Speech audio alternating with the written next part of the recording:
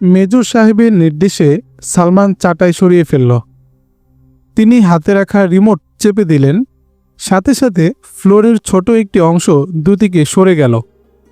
সেখান থেকে নিচের দিকে চলে গেছে সিঁড়ি। তারা সকলে সিঁড়ি বেয়ে নিচে নামলেন। এখানটায় চতুষ্কোণ বিশিষ্ট একটি কক্ষ। এখান দিয়েই 4টি সুড়ঙ্গ পথ চলে গেছে চারদিকে শহরের মধ্যে। মেজর সাহেব উত্তর দিকের সুড়ঙ্গে রিমোট চাপলেন। সহসাই খুলে গেল সুড়ঙ্গের দরজা। তারা দরজা পেরিয়ে ভিতরে প্রবেশ করতেই পুনরায় দরজা লেগে গেল। সকলে সামনের দিকে হাঁটতে লাগলেন। মিনিট 5 চলার পর তারা পৌঁছে গেলেন কাঙ্ক্ষিত কক্ষে। ভূগর্ভস্থ এই কক্ষ তথা বাংকার মেজর আসাদুল্লাহর বাড়ির বিশাল বাংকারের তুলনায় কিছুটা ছোট হলেও 200-300 মতো লোক এখানে অনায়াসে অবস্থান করতে পারবে। এই বাংকার এবং অন্য 2টি বাংকার মেজর সাহেব তৈরি করিয়েছিলেন কমান্ডার হাবিব বসরি ও বাগদাদের বিশিষ্ট শিল্পপতি দানবীর হাজি মোসাদ্দেক আল মোসান্না এর আর্থিক সহযোগিতায়। হাজি মোসাদ্দেক আল মোসান্না যেদিন বাংকার পরিদর্শন করেন, সেদিন তিনি মেজর আসাদুল্লাহর দূরদর্শিতা ও সূক্ষ্ম বুদ্ধিতা দেখে অত্যন্ত খুশি হয়ে বলেছিলেন, মেজর আসাদ, তোমার মতো যদি মুসলিম জাতির প্রতিটি সদস্য দূরদর্শিতার সাথে কাজ করত, তবে বিশ্বের সিংহদ্বার থেকে মুসলমানদের গৌরবের যে পতাকাকে ইসলামের শত্রুরা নামিয়ে ফেলেছিল তা পুনরায় উড্ডীন করতে বেশি সময় লাগত না। কিন্তু আফসোস, মুসলমানরা তা নিয়ে কোনো চিন্তা ভাবনাই করছে না। তার চেয়েও পরিতাপের বিষয় হলো, আমাদের নবপ্রজন্ম জানে না যে ইসলাম ও মুসলমানদের গৌরব ও বিজয়ের পতাকা কোন দিন বিশ্বের সিংহদ্বারে উড়েছিল। তাই তোমাকে অসংখ্য ধন্যবাদ যে তুমি সেই পতাকাকে পুনরায় উড্ডীনের লক্ষ্যে কাজ করে যাচ্ছ। মেজর সাহেব মেহমানদের নিয়ে কক্ষে ঢুকলেন। কক্ষে অবস্থানরত মুজাহিদ সৈনিকরা তাদের সালাম দিল। মেজর সাহেব দেখলেন অধিকাংশ সৈনিকের চোখে মুখে মলিনতার ছাপ। তিনি তাদের চাঙ্গা করার নিমিত্তে বললেন, আমার প্রাণপ্রিয় মুজাহিদ ভাইয়েরা, তোমরা ভেঙে পড়ো না, হতাশ হও না। তোমরা যদি সচেতনতার সাথে তোমাদের উপর অর্পিত দায়িত্ব আদায় করতে পারো, তবে বিজয় তোমাদের অতি নিকটে। তোমাদের জন্য মহান আল্লাহর পক্ষ থেকে প্রথম দফা সাহায্য এসে গেছে। তার এ কথা শুনে সৈনিকদের মাঝে প্রাণ চাঞ্চল্য শুরু হলো। তারা উৎকণ্ঠ হয়ে রইল আল্লাহর পক্ষ থেকে কি সাহায্য এসেছে তা শোনার জন্য। তারা বলল, মাননীয় মেজর সাহেব, আমাদের জন্য আল্লাহ পাক কি সাহায্য পাঠিয়েছেন তা জলদি করে বলুন। তোমরা আল্লাহর কাছে শুকরিয়া আদায় করো যে বর্তমান বিশ্বে মুসলমানদের ত্রাণকর্তা হিসেবে পরিচিত সারা বিশ্বের তাগুতি শক্তির একমাত্র ত্রাস মজলুম মানবতার নয়নের মণি শায়েখ ওসামা বিন লাদেনের প্রতিনিধি আমাদের সাহায্যার্থে এসে গেছেন। তিনি এখন তোমাদের উদ্দেশ্যে কিছু দিক নির্দেশনামূলক। এরপর মেজর সাহেব তার কথা শেষ করতে পারলেন না। এরই মধ্যে সৈনিক মুজাহিদরা খুশিতে তাকবীর ধ্বনি দিতে লাগল। তাদের সমন্বিত কণ্ঠের আল্লাহু আকবার ধ্বনিতে ভূগর্ভস্থ কক্ষটি কেঁপে উঠল। সালমান তাদেরকে শান্ত হওয়ার জন্য অনুরোধ করল। তাও কিছু সময় কেটে গেল। এরপর তারা শান্ত হয়ে বসল। নজল আল খলিলে দাঁড়ালেন কথা বলার জন্য। শায়েখ ওসামা বিন লাদেনের প্রতিনিধি জনাব মুসাব আল জারকাবি দাঁড়িয়ে প্রথমে আল্লাহ তাআলার হামদ সানা এবং মুহাম্মদ আরবি সাল্লাল্লাহু আলাইহি ওয়াসাল্লামের উদ্দেশ্যে দরুদ ও সালাম পেশ করলেন। অতঃপর উপস্থিত সৈনিক ও মুজাহিদদের উদ্দেশ্যে বললেন, আমার সম্মানিত মুমিন মুসলমান ভাইয়েরা, এক দুঃখজনক অনাকাঙ্ক্ষিত পরিস্থিতির শিকার হয়ে আজ আমরা এখানে একত্রিত হয়েছি। কিন্তু তাই বলে আমাদের আশাহত হলে চলবে না। হিম্মত হারিয়ে হাত পা ছড়িয়ে নিরাশ হয়ে বসে পড়লে চলবে না। এই নিরাশার মাঝেও আমরা ইরাক নিয়ে দুটো কারণে আশাবাদী। এক, ইরাক নিয়ে বুশ ব্লেয়ার সৈন্যরা যে পরিকল্পনা এঁটেছিল তার 16 আনাই মার খাবার পথে। তারা দখলের সময় সাধারণ প্রতিরোধ আশঙ্কা করেছিল, যে জন্য কোটি কোটি ডলার বিলিয়ে সে আশঙ্কার অপনোদন ঘটিয়েছে। কোনো প্রতিরোধ ছাড়াই দখলদারি প্রতিষ্ঠা করেছে, কিন্তু নতুন করে গেরিলা যুদ্ধের কোনো আশঙ্কাই তারা করেনি। অথচ তাদের প্রচণ্ড গেরিলা যুদ্ধের মুখোমুখি হতে হবে অকল্পনীয়ভাবে। 2. ইরাক আক্রমণের আগে বুশের সামনে তথ্য ছিল কুয়েত দখলের অভিজ্ঞতা, ধীরে ধীরে আরবীয় শোষক শ্রেণীর উপর আধিপত্য বিস্তারের অভিজ্ঞতা। বস্তুবাদী হারামখোর রাজা বাদশাহ, শেখ আমির ওমরা এবং সুবিধাভোগী তেলের টাকায় তেলতেলে এক শ্রেণীর ধনকুবের নিয়ন্ত্রণের অভিজ্ঞতা। তারা শুধু মুদ্রার এক পিঠ দেখছিল, তারা পশ্চিমা লেখকদের Beyond the Veil, the Message, the Kingdom পড়েছে, হেরেমের রোমাঞ্চকর কাহিনী জেনেছে, মরু বেদুইন, মরুবাসী আরবীয় ঐতিহ্যের পরীক্ষিত মানুষগুলো দেখেনি। ভাইরা আমার, তারা সাদ্দাম, উদে কুশে আর রমাজান ও তারিক আজিদদের সাক্ষাৎ পেয়েছিল। তারা জানত এরা সৌদ ও শরীফ হোসাইনের মতো ক্ষমতা পাগল, ডলার পাউন্ডের গোলাম, তাবেদার। এর বাইরে আমরা জনগণ নামক শাসক শ্রেণীর চৌহদ্দির বাইরে আরবীয় মুসলমান, স্বাধীনচেতা বেদুইন এবং সুন্নাহ অনুসরণকারী মানুষগুলোর সাক্ষাৎ তারা পায়নি। তবে হ্যাঁ, এখন থেকে পাবে। কি আপনারা পারবেন না তাদেরকে সেই সাক্ষাৎ দিতে? সকলে চিৎকার দিয়ে বলে উঠল, অবশ্যই পারব ইনশাআল্লাহ। নাজিল আল খলিলে পুনরায় বলতে শুরু করলেন, হে আরবের বীর সন্তানেরা, হে আমার প্রাণপ্রিয় মুসলিম নওজওয়ানেরা, আপনাদের মনে হয়তো বা এই সন্দেহ দোলা দিতে পারে যে আমরা এই অল্প সংখ্যক মানুষ কিভাবে তাদের মোকাবেলা করব। সে চিন্তা করার আগে আমি আপনাদের স্মরণ করিয়ে দিতে চাই যে আপনারা এমন এক জাতির গর্বিত সন্তান, এমন এক বীর বাহাদুর সিংহ পুরুষদের উত্তরাধিকারী, যাদের জিন্দেগির ইতিহাসে সংখ্যাধিক্যে বিজয়ের কোনো নজির নেই। ইসলামের 1400 বছরের ইতিহাসে প্রকাশ্য রণাঙ্গনে সম্মুখ সমরে আপনাদের জাতিকে কোনোদিন কোনো অপশক্তি পরাজিত করতে পারেনি। যদিও প্রতিটি যুদ্ধে, প্রতিটি রণক্ষেত্রে শত্রু পক্ষই ছিল সংখ্যায় অসম্ভব ভারী। দেখুন না, ইসলামের সর্বপ্রথম যুদ্ধ বদরে মুসলিম সৈন্য সংখ্যা ছিল মাত্র 313 জন, অপরদিকে শত্রুদের সৈন্য সংখ্যা ছিল 1000 জন। উহুদ যুদ্ধে মুসলিম সৈন্য সংখ্যা ছিল 700 জন, অপরদিকে কাফের গোষ্ঠীর সৈন্য সংখ্যা ছিল 3000 জন। খন্দক যুদ্ধে মুসলিম সৈন্য সংখ্যা ছিল 3000 জন, অপরদিকে শত্রুপক্ষের সম্মিলিত জোট সৈন্য 10,000 জন। খাইবার যুদ্ধে মুসলিম সৈন্য সংখ্যা ছিল মাত্র 1600 জন, অপরদিকে ইয়াহুদি সৈন্য ছিল 20,000 জন। মোতার যুদ্ধে মুসলিম সৈন্য ছিল মাত্র 3000 জন, অপরদিকে রোমক বাহিনীর সৈন্য সংখ্যা ছিল 1,00,000 জন। হুনাইনের যুদ্ধে মুসলিম সৈন্য সংখ্যা ছিল 12,000 জন, অপরদিকে শত্রু বাহিনী ছিল 20,000 জন। কাদেসিয়ার যুদ্ধে মুসলিম সৈন্য সংখ্যা ছিল 30,000 জন, অপরদিকে খ্রিস্টান বাহিনীর সৈন্য সংখ্যা ছিল 1,20,000 জন।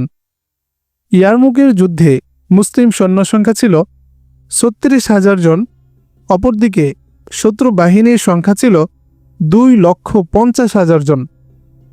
জাবালার সাথে যুদ্ধে মুসলিম সৈন্য সংখ্যা ছিল মাত্র 60 জন, অপরদিকে জাবালার সৈন্য ছিল 60,000 জন।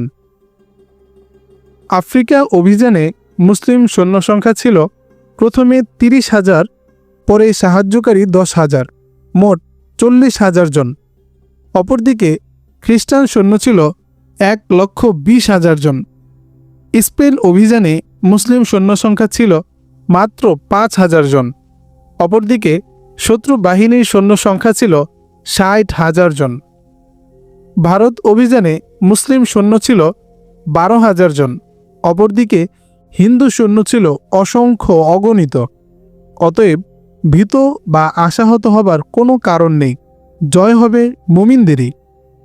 আরও লক্ষ্য করুন, বিংশ শতাব্দীর শেষ লগ্নে পৃথিবীর একমাত্র সুপার পাওয়ার সোভিয়েত ইউনিয়ন তথা রাশিয়া সম্পূর্ণ গায়ে পড়ে আফগানিস্তানে যুদ্ধ বাজিয়ে গুটি কয়েক আফগান বীর জনতার হাতে এমনভাবে পরাজয় বরণ করল যে তার সেই বিশাল বপু সোভিয়েত ইউনিয়ন ভেঙে চুরে খান খান হয়ে গেল। নিঃশেষ হয়ে গেল তার মাতব্বুরি আর মোরালিপনা। এরপর সুপার পাওয়ার হয়ে দাঁড়ালো হাজার বছরের শ্রেষ্ঠ সন্ত্রাসী মার্কিন যুক্তরাষ্ট্র তথা আমেরিকা। একবিংশ শতাব্দীর শুরু লগ্নে বর্তমান সুপার পাওয়ার দাবিদার আমেরিকা রাশিয়ার সেই বদ্ধভূমিতে এসে নিজের পতন ঘণ্টা বাজিয়ে দিল। কিন্তু যখন দেখল সেখানে তার পতন বিলম্বিত হচ্ছে আর এই বিলম্ব তার সহ্য হচ্ছে না, তাই সম্পূর্ণ মিথ্যা এবং ভিত্তিহীন অভিযোগ তুলে হামলে পড়ল হাজার বছরের ঐতিহ্যমণ্ডিত সভ্যতার সূতিকাগার এই ইরাকে। আশা করা যায় এখন তার পতন হতে খুব বেশি দেরি হবে না। আজ এক যুগেরও বেশি সময় ধরে তারা শুধু আপনাদের উপর বর্গীদের ন্যায় হামলা করে পালিয়ে গেছে। আপনারা তাদের কিছুই করতে পারেননি। ইরাক দখলের মাধ্যমে তারা আপনাদের নাগালে এসেছে। আপনাদের উপর এতদিনের হামলার প্রতিশোধ নেওয়ার সুযোগ করে দিতে তারা স্বেচ্ছায় আপনাদের হাতের কাছে এসে ধরা দিয়েছে। এখন আপনাদের কাজ কি হবে তার নিশ্চয়ই ব্যাখ্যা করে বোঝানো লাগবে না। সবার মধ্য থেকে একজন বলে উঠল, সে ব্যাখ্যা আমরা জানি হে সম্মানিত মেহমান। আমরা এখন ওদের ধরে ধরে সাইজ করে প্যাকেটে ভরে দজলার জলে ভাসিয়ে দেব। আমাদের এত স্বাদের মেহমানদের যথাযথ খেদমত আঞ্জাম দিতে মোটেই ত্রুটি করব না। হে আমার মুজাহিদ ভাইরা, সারা বিশ্বে পুলিশি ভূমিকায় অবতীর্ণ আমেরিকা এতদিন সবাইকে সোভিয়েত ইউনিয়নের ভয় দেখিয়ে স্বার্থ হাসিলে মত্ত ছিল। কোনো দেশে রাষ্ট্রীয় অসন্তোষ দেখা দিলে গায়ে পড়ে পরামর্শ দিত, তোমাদের উপর সোভিয়েত ইউনিয়নের হস্তক্ষেপ ও আগ্রাসন পরিচালনার আশঙ্কা রয়েছে, অতএব সাবধান হও।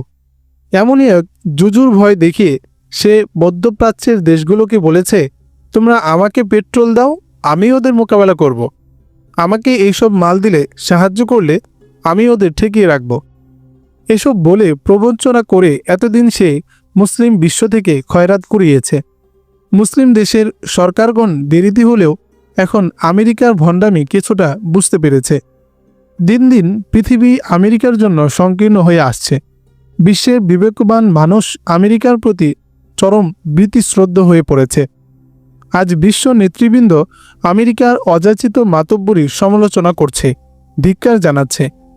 আমেরিকার এই অন্যায় যুদ্ধের বিরুদ্ধে বিশ্বের তাবৎ শক্তিকামী মানুষ, বিশ্বের হেন কোনো দেশ নেই যুদ্ধের প্রাক্কালে এবং আক্রমণের পর যেখানে বিক্ষোভ প্রতিবাদে মানুষ ফেটে পড়েনি। স্মরণকালের বৃহত্তম প্রতিবাদ সভা হয়েছে যুক্তরাষ্ট্র, Britain, Canada, Australia, German, France, Indonesia, Malaysia, Bangladesh, Pakistan, ভারতসহ বিভিন্ন দেশে। সর্বত্র ধ্বনিত হয়েছে একই স্লোগান, তেলের জন্য যুদ্ধ নয়, জঙ্গলি বুশ মানুষ নয়। আমেরিকার ইরাক আক্রমণের পিছনে মূলত তেলই ছিল অন্যতম লক্ষ্য। শুধু ইরাক নয়, ইতিপূর্বে আফগানিস্তান আক্রমণের পিছনেও মূলত একই লক্ষ্য ছিল।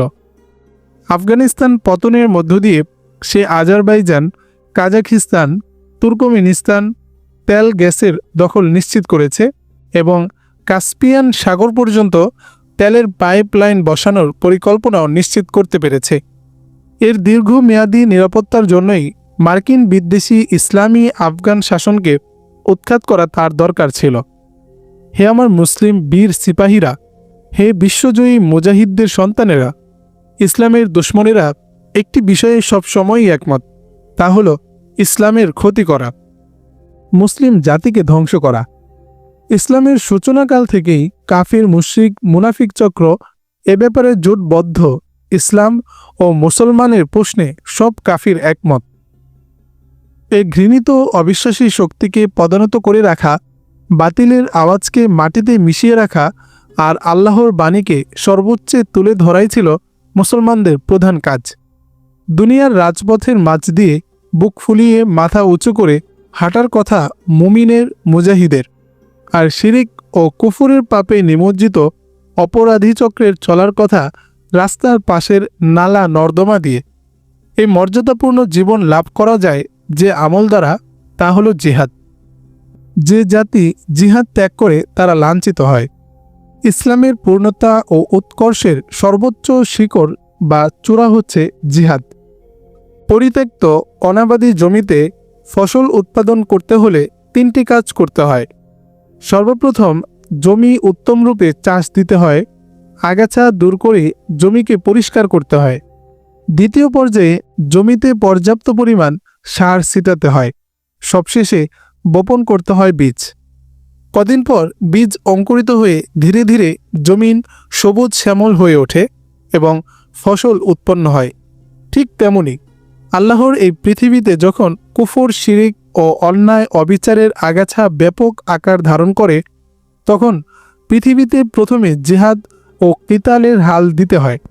তারপর সার হিসেবে কাফিরদের বিষাক্ত ও অপবিত্র রক্ত প্রবাহিত করতে হয়। জমিতে যে সার ব্যবহার করা হয় তা যত বিষাক্ত হয়, জমির উর্বরতা তত বৃদ্ধি পায়। তেমনি পৃথিবীতে ইসলাম ও মুসলমানের যত বেশি ভয়ঙ্কর শত্রুর রক্ত ঝরানো যায়, সত্য ও শান্তির ফসল উৎপন্নের জন্য পৃথিবী তত অধিক উপযোগী হয়। সবশেষে বীজ হিসেবে ছিটাতে হয় কিছু সংখ্যক মুসলমানের পবিত্র রক্ত, অর্থাৎ শহীদের পবিত্র খুনের বদৌলতে ইসলামের বিস্তার ঘটে এবং ঈমানের পবিত্র বৃক্ষ ফল ফুলে পল্লবিত হয়ে ওঠে। সুতরাং হে মুজাহিদ ভাইরা, বর্তমানে ইসলামের সবচেয়ে ভয়ঙ্কর শত্রু আমেরিকা। আপনারা পৃথিবীকে শান্তির নিবাস হিসেবে প্রতিষ্ঠা করতে চাইলে আমেরিকাকে চূড়ান্ত আঘাত হানতে মানসিকভাবে তৈরি হয়ে যান। হে মুসলিম জাতির গর্বিত তরুণগণ, শুনুন, স্বয়ং আল্লাহ আপনাদের নির্দেশ দিচ্ছেন। তোমাদের উপর যুদ্ধকে ফরজ করা হলো, অথচ তা তোমাদের কাছে অপছন্দনীয়। আর হয়তোবা কোনো একটি বিষয় তোমাদের কাছে অপছন্দনীয়, কিন্তু বিষয়টি তোমাদের জন্য কল্যাণকর। আর হয়তোবা কোনো একটি বিষয় তোমাদের কাছে পছন্দনীয়, কিন্তু সে বিষয়টি তোমাদের জন্য অকল্যাণকর। বস্তুত আল্লাহই অধিক জানেন, তোমরা কিছুই জানো না। মহান আল্লাহ তাআলা আরও বলেন, হে নবী, আপনি মুমিনদিগকে যুদ্ধের প্রতি উৎসাহিত করুন। তোমাদের মধ্যে যদি 20 জন দৃঢ়পদ ব্যক্তি থাকে, তবে বিজয়ী হবে 200 মোকাবেলায়। আর যদি তাদের মধ্যে থাকে 100 লোক, তবে জয়ী হবে 1000 কাফিরের উপর। তার কারণ ওরা জ্ঞানহীন। আল কোরআন। এছাড়া আল্লাহর সতর্কবাণী হলো আমাদের প্রতি, আর তোমাদের কি হলো যে তোমরা যুদ্ধ করছো না? ওই সমস্ত দুর্বল পুরুষ, নারী ও শিশুদের পক্ষে যারা আর্তনাদ করে বলছে, হে আল্লাহ, আমাদেরকে এই জনপদ থেকে বের করে নাও যার অধিবাসীরা জালেম, আর আমাদের জন্য তোমার পক্ষ থেকে বন্ধু ও সাহায্যকারী নির্ধারণ করে দাও। আল কোরআন। তোমরা কি মনে করেছো যে এমনি জান্নাতে চলে যাবে? অথচ আল্লাহ এখনও দেখেননি তোমাদের মধ্যে কে এমন আছে যে আল্লাহর পথে প্রাণপণে লড়াই করতে প্রস্তুত এবং তার জন্যই ধৈর্যশীল। আল কোরআন। এই জিহাদ সম্বন্ধে নবী আরবি সাল্লাল্লাহু আলাইহি ওয়াসাল্লাম বলেন, যে ব্যক্তি মারা গেল অথচ সে জিহাদ করেনি, কিংবা জিহাদ করার তামান্নাও অন্তরে পোষণ করেনি, সে এক প্রকার মুনাফিক অবস্থায় মারা গেল। আল হাদিস। তিনি আরও বলেন, সেই সত্তার কসম যার হাতে আমার জীবন, আমার ইচ্ছা হয় আমি আল্লাহর পথে নিহত হই, পুনরায় জীবিত হই, আবার নিহত হই, আবার জীবিত হই, আবার নিহত হই, আবার জীবিত হই, আবার নিহত হই। আল হাদিস। সুতরাং জিহাদ ইসলামের এমন একটি বিষয় যে সম্পর্কে পবিত্র কোরআনে বিস্তারিত আলোচিত হয়েছে। কোনো কোনো মুফাসসির ও তাফসির লেখক বলেছেন, কোরআন পড়লে মনে হয় জিহাদই এর প্রধান আলোচ্য বিষয়। কোনো মুফাসসির একথা লিখেছেন, পবিত্র কোরআনে তাওহীদ বিষয়ক আলোচনার পরে জিহাদ নিয়ে সবচেয়ে বেশি আলোচনা করা হয়েছে। হে যুবক বীর মুজাহিদ ভাইরা, কুফরি শক্তির পতন ও ইসলামী বিধানের স্থিতি প্রতিষ্ঠা ও সংরক্ষণের জন্য পবিত্র মক্কা মোকাররমা থেকে শেখ ওসামা বিন লাদেন এখন ইসলামী আফগানিস্তানের পর্বতঘেরা দুর্ভেদ্য উপত্যকায় কর্মব্যস্ততার মাঝে দিন অতিবাহিত করছেন। এটি এমন এক নিরাপদ পর্বতচূড়া যার পদতলে নিষ্পেষিত হয়ে গেছে পৃথিবীর শ্রেষ্ঠ কুফরি শক্তি রাশিয়া ও আমেরিকার সকল দম্ভ ও অহংকার। আফগানিস্তানের সেই হিন্দুকুশ পর্বতমালার চূড়া থেকে বিন লাদেন আপনাদের উদ্দেশ্যে, বিশেষত হারামাইনের দেশের এবং ইরাকের যুবক ভাইদের উদ্দেশ্যে এই পয়গাম পাঠিয়েছেন। আপনারা এই জাতির কাণ্ডারি, আশা আকাঙ্ক্ষার কেন্দ্রস্থল। ইসলামের এই দুর্দিনে, এই ভয়াবহ পরিস্থিতিতে ইসলাম ও মুসলিমদের হেফাজতের কঠিন ও গুরুদায়িত্ব আপনাদেরই বহন করতে হবে। ইহুদি খ্রিস্টানদের সকল ষড়যন্ত্রের নীল নকশা আপনাদেরই প্রতিহত করতে হবে।